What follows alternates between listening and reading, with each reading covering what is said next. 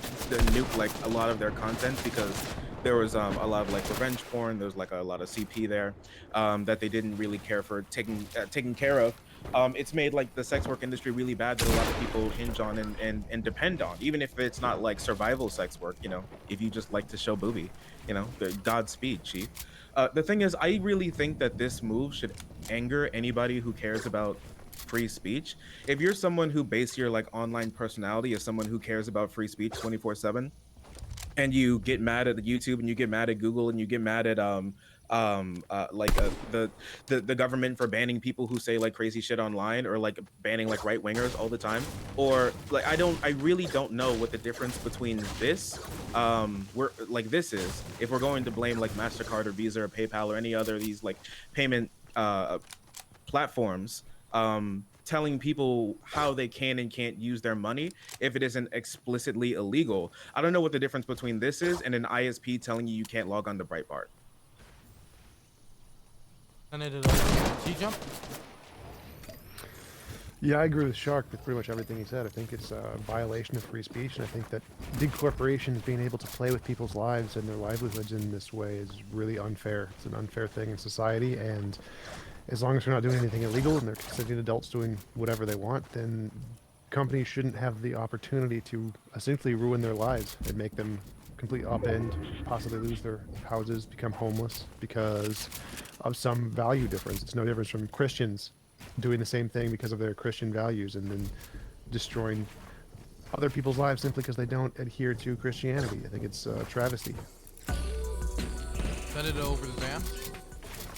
Yeah, it really fucking sucks. A few days ago, I was watching like Philip DeFranco, and they ended up talking about how OnlyFans is planning to expand out like a whole nother section of their brand and their website to something that's not NSFW for like just general content creators that don't do sex work.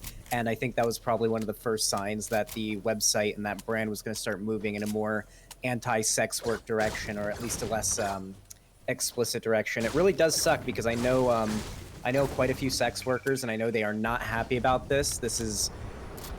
It is pretty fucked. If you've ever tried to like make an OnlyFans and make money on there or spend money on there, you'll know you can't use stuff like PayPal or a ton of different money processing methods because they don't want to work with any websites that promote or host sex work. And yeah, it just sucks. Like there's really not much else to say about it. If anyone here wanted to argue it was a good thing, we could, but there's not much to say about it other than this is a stupid decision, and it's being driven by sort of a motivation to become more brand friendly to payment processors. Sorry, I just realized my Discord wasn't muted. That was all me. I apologize profusely for the chip sounds. Okay. So, it seems like there's not a ton of disagreement here, but I'm going to give it up to the crowd to discuss this. Might be a short topic. Just go on. No, I just think it's extremely funny from the start, right? Wait. I think it's really funny from the fucking start, right? When we got a whole bunch of people that would probably be representing the left, right? All of a sudden it's a First Amendment issue, but when it comes to Facebook or Twitter, they ain't saying shit. They ain't saying shit, right? So what the fuck is that about? So piggyback.